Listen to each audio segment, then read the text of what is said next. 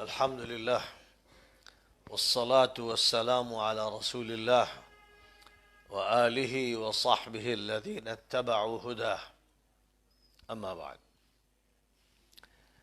میں نے اخبارات میں پڑھا کہ جناب اسد الدین اویسی صاحب دارالعلوم دیوبند حاضر ہونا چاہتے تھے، وہاں کے بزرگوں سے ملاقات چاہتے تھے، تو دارالعلوم کے ذمہ داروں کی طرف سے اس کی اجازت نہیں دی گئی۔ پھر اس پر بڑے تبصرے چلے، مثبت اور منفی باتیں کی گئیں۔ میں ضروری سمجھتا ہوں کہ اس کے بارے میں جو دینی اور شرعی نقطہ نظر ہے اس کو واضح کروں۔ دارالعلوم دیوبند ملک کا ایک مرکزی ادارہ ہے۔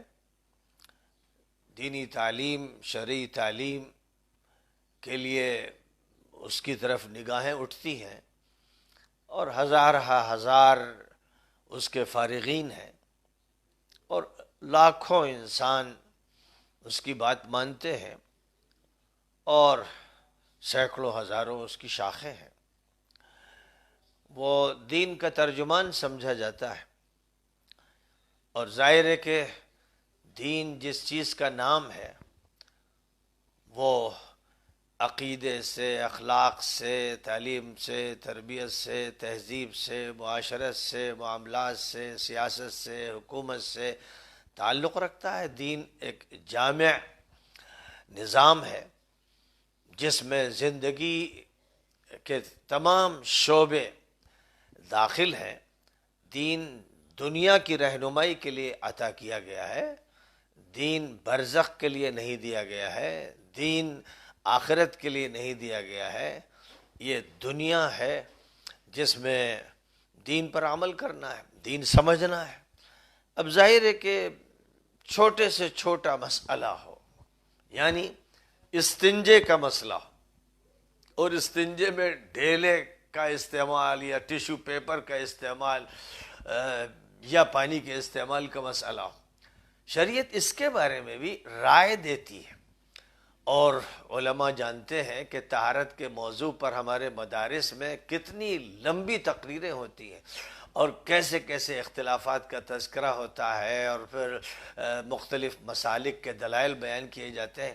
تو اگر استنجے کے مسائل بھی بیان کیے جا رہے ہیں اور انسان کے بیت الخلاء میں داخل ہونے اور قضاء حاجت کے مسائل بھی بیان کیے جا رہے ہیں، تو جو سب سے بڑا مسئلہ ہے، کسی ملک کے نظام کا مسئلہ ہے، کسی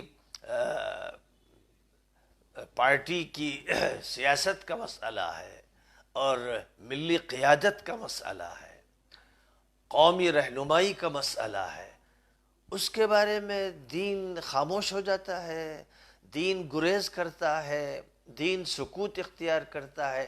بہرحال یہ ایک ایسی تصویر ہے جو بہت ہی مضر ہے، یعنی اس سے یہ پیغام پہنچتا ہے کہ سیاست اور حکومت کا دین سے تعلق نہیں، دین کا تعلق صرف عبادت سے ہے، اور پھر عبادت کی جو بھی تفصیلات ہوں۔ عملاً یہ تصویر سامنے آتی ہے اور لاکھوں کروڑوں عوام اسی کو دین سمجھتے ہیں، اور یہ بڑی خطرناک بات ہے، کیونکہ اس کے ذریعے سے تو دین کے ایک بڑے حصے کو خارج کیا جا رہا ہے، عملاً خارج کیا جا رہا ہے۔ اور زبان سے بھی جب یہ بیان دیا جا رہا ہے کہ ہم سیاسی مسائل میں پڑھتے نہیں اور سیاست سے گریز کرتے ہیں اور کسی سیاسی شخصیت سے دارالعلوم میں ملنا نہیں چاہتے ہیں، تو بات اتنی خطرناک سامنے آتی ہے کہ گویا سیاست کو ہم خارج کرتے ہیں۔